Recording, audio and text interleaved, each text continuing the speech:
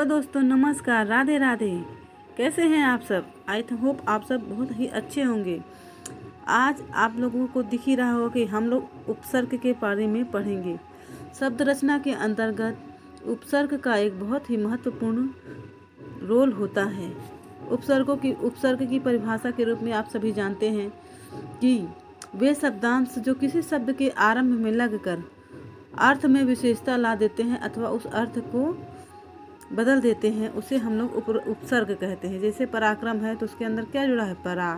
पराजय में क्या जुड़ा है? परा, है ना। इसी तरह से तो अभी सबसे पहले हम लोग क्या देखेंगे, ये हमारा संस्कृत का उपसर्ग है। कौन सा उपसर्ग है? तो संस्कृत में उपसर्गों की संख्या कितनी है दोस्तों? 19। संस्कृत में उपसर्गों की संख्या कितनी है? 19। देखिए, अति का मतलब होता है बाहुल्य या अधिक, उस पार।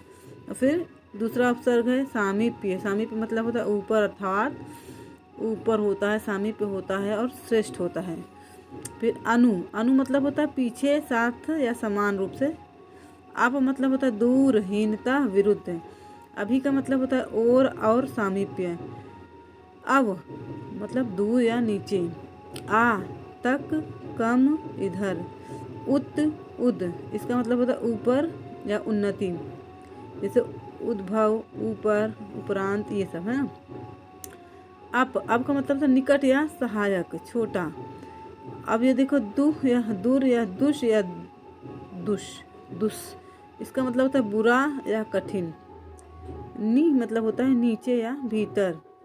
और फिर नि और निस और निर, इसका क्या मतलब होता है? बिना, बाहर और निषेध। फिर हमारा आता है क्या?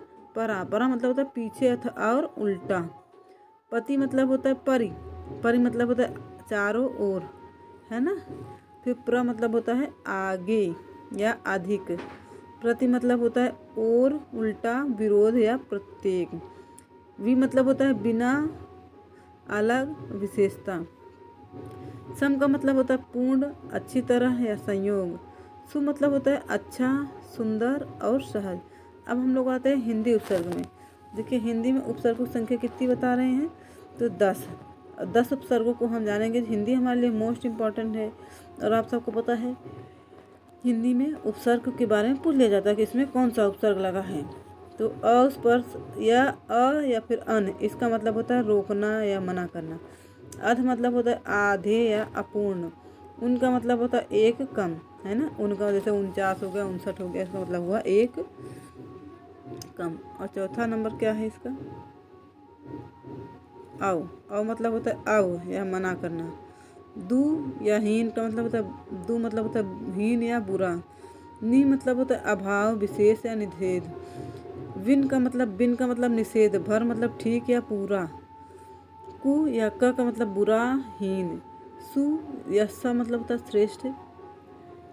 साथ विशेष टिप्पणी में देखिए, हिंदी में कुछ व्याकरण लेखक क और स क्रमशः 90 और 10वें कु एवं के विकार को अलग मान कुल 12 उपसर्ग बताते हैं। अच्छा, कहीं कहीं 12 भी मानते हैं, जिसमें कु एवं के 2 विकार होते हैं, परंतु इन दोनों को अलग उपसर्ग नहीं माना जाना चाहिए।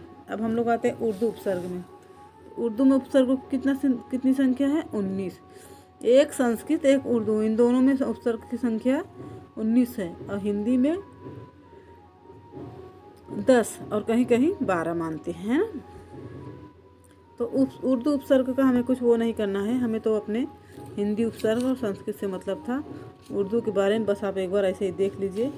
देखिए, अल, ऐन, कम, खुश, गैर, दर, ना, फिल, बद, बर, बा, बिल, बिला आदि, है ना। ये सब हमारे उर्दू के उपसर्ग हैं। आते हैं अब हम लोग प्रत्यय के बारे में, है ना। तो प्रत्यय के बारे में थोड़ा अपन को पढ़ना पड़ेगा कि प्रत्यय की परिभाषा देखिए। प्रत्यय की व्युत्पत्ति है प्रति प्लस अय। प्रति का मतलब होता है अर्थात बाद में।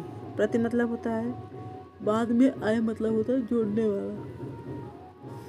तो कह रहा बाद में चलने या लगने वाला। जो शब्दांश शब्दों के अंत में लगकर उनके अर्थ को बदल देते हैं, वे प्रत्यय कहलाते हैं। उपसर्ग मतलब पहले, जिसको सफिक्स कहते हैं। है ना, नहीं प्रीफिक्स कहते हैं, उपसर्ग प्रीफिक्स, और प्रत्यय मतलब सफिक्स जो बाद में जोड़ता है, ठीक है। वे प्रत्यय कहलाते हैं। प्रत्यय अभिकारी शब्दांश हैं जो बाद में जोड़े जाते हैं। जैसे लिख शब्द में आवट प्रत्यय जोड़ने से लिखावट शब्द बनता है। देखिए, लिख में आवट जोड़ देंगे तो लिखावट, है ना दोस्तों। प्रत्यय के जुड़ने से अधूरे शब्द पूरे हो जाते हैं। और दूसरी बात, प्रत्यय का विधान धातु से होता है। अब देखो, जैसे सब्जी है तो सब्जी वाला मूल शब्द सब्जी है, और वाला जोड़ दिया तो सब्जी वाला हो गया ना। ये मूल शब्द था सब्जी, और ये वाला प्रत्यय है, और ये जोड़ दिया तो यौगिक शब्द बन गया सब्जी वाला, है ना। कह रहे हैं विशेष, देखिए, प्रत्ययों का अपना अर्थ कुछ भी नहीं होता और ना ही इनका कोई स्वतंत्र रूप प्रयोग होता है। मतलब प्रत्यय का अपना कोई अलग रूप कुछ नहीं होता और ना ही इनका स्वतंत्र रूप से प्रयोग होता है। अब देखिए, प्रत्यय कौन कौन से होते हैं। एक होता तद्धित, एक होता है कृत प्रत्यय। तो तद्धित की संख्या कितनी होती है आपको पता है। तद्धित की संख्या 9 होती है और कृत की संख्या 6। कृतवाचक तद्धित पहला, उन लघुतावाचक दूसरा, संबंधवाचक तीसरा, गणनावाचक तद्धित, सादृश्यवाचक, भाववाचक, गुणवाचक, स्थानवाचक और स्त्रीवाचक। जबकि कृत प्रत्यय में है कृतवाचक, कर्मवाचक, कारणवाचक, करणवाचक, भाववाचक, क्रियावाचक, कृतवाचक, कृदंतीय विशेषण, है ना। ये हमारे कृत प्रत्यय के भेद हैं। मोटा मोटा आप लोग ये जान लीजिए, प्रत्यय के 2 भेद होते हैं। एक होता है तद्धित प्रत्यय, एक होता है कृतवाचक प्रत्यय। अब वाक्य रचना, वाक्य अर्थ, है ना। तो इसके बारे में हम लोग पुनर्विलोकन देखेंगे। इसमें वही है जो हम लोगों ने पढ़ा था। स्वरयुक्त व्यंजन कौन है, अक्षर है। निश्चित अर्थ को प्रकट करने वाले वर्ग समूह को क्या कहते हैं, तो शब्द कहते हैं। शब्द के कितने भेद होते हैं, तो शब्द के 8 भेद होते हैं। किताब घर कैसा शब्द है, तो संकर, क्योंकि किताब प्लस घर 2 शब्दों के योग से बना है। तहसील प्लस दार कैसा शब्द है, तो ये भी संकर है। खन खन ध्वन्यात्मक शब्द है ना। फिर उसके बाद क्या है, रिक्शा किससे संबंधित है, तो जापानी भाषा से। बेगम, दरोगा व चाकू तुर्की भाषा से संबंधित है। हिमालय कैसा है, हिम प्लस आलय यौगिक शब्द है। पीताम्बर, पंचानन व रावण कैसा शब्द है, तो ये हमारे समास रूढ़ शब्द हैं। अत्यंत निर्वाह में क्रमशः कौन सा उपसर्ग है, तो अति प्लस निर। अत्यंत, अति और अंत, अत्यंत, निर प्लस वाह, निर्वाह, ऐसे ना। अध्यक्ष 29 में क्रमशः कौन सा शब्द है, तो अधि और उन। इसी तरह से उपसर्गों की संख्या कितनी बताई गई है, उपसर्ग 3 है ना।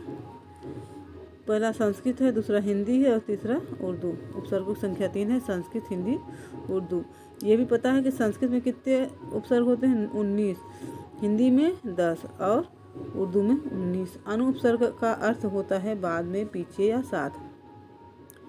और सुउपसर्ग का अर्थ है अच्छा, सुंदर, सहज। बा मतलब होता है उर्दू उपसर्ग से है बा, है ना। अध उपसर्ग संबंधित है हिंदी उपसर्ग से, है ना।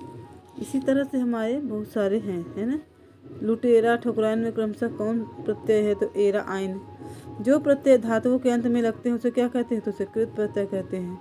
जिन प्रत्यय से बने शब्दों में कर्ता का बोध हो वे क्या कहते हैं, कृतवाचक, कृदंत। जिस प्रत्यय से बने शब्दों में कर्ता का बोध होता है वे ही कृतवाचक, कृदंत कहलाते हैं। जो प्रत्यय संज्ञा, सर्वनाम, विशेषण के अंत में लगकर उन्हें नए शब्द बनाते हैं वे हैं तद्धित प्रत्यय। जो प्रत्यय संज्ञा, सर्वनाम, विशेषण के अंत में लगकर नए शब्द बनाते हैं वे तद्धित प्रत्यय कहलाते हैं। जिससे समता का बोध होता है वो कैसे होते हैं, तो सादृश्यवाचक, तद्धित प्रत्यय। उपसर्ग के अन्य नाम हैं आदि प्रत्यय, व्युत्पत्ति मूलक प्रत्यय और रचनात्मक प्रत्यय।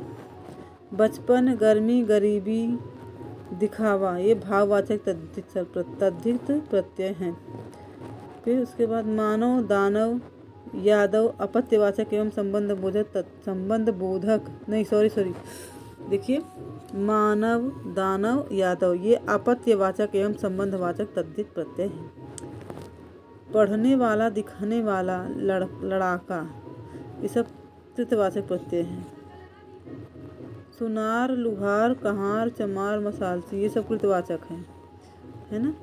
मिलनसार, चालबाज, मेज पोज में क्रमशः कौन सा प्रत्यय है, तो सार, बाज, पोस, है ना। सार ही ये बाज है, ये पोस है, क्योंकि मिलन में सार जोड़ दिया गया, चाल में बाज जोड़ दिया गया, मेज में पोस जोड़ दिया, है ना। और अर्थ अनुसार वाक्य हैं कितने, अर्थ के अनुसार कितने वाक्य होते हैं, अर्थ के अनुसार वाक्य के 8 भेद होते हैं। जिस वाक्य में किसी बात का होना पाया जाए उसे विधानार्थक वाक्य कहते हैं। जिस वाक्य से प्रश्नवाचक भाव प्रकट हो, प्रश्नार्थक। जिस वाक्य से संकेत का बोध होता है, संकेतार्थक वाक्य। वाह क्या सुंदर दृश्य है, यह कैसा वाक्य है, तो यह विस्मयादि बोधक वाक्य है। वाक्य के प्रमुख खंड हैं 2, उद्देश्य और विधेय, है ना। वाक्य के 2 खंड कौन कौन से होते हैं, तो उद्देश्य और विधेय। तदनुसार वाक्य के भेद 3 है, साधारण वाक्य, संयुक्त वाक्य और मिश्रित वाक्य। पूजा गाना गा रही है, देखिए पूजा गाना गा रही है, यह साधारण वाक्य है। पूजा पढ़ती है और कोचिंग भी पढ़ाती है, ये कैसा वाक्य है बताएं, तो यह संयुक्त वाक्य है हमारा। आज हम लोग यहीं तक पढ़ेंगे, कल के वीडियो में और हम आगे कुछ न कुछ आपको जानकारी देंगे। आपको तो पता है कि यह हर एग्ज़ाम में आपके काम आएगा, क्योंकि प्रत्यय और उपसर्ग से सभी परीक्षाओं में पूछ लिया जाता है, चाहे वह छोटी परीक्षाएं हों चाहे बड़ी।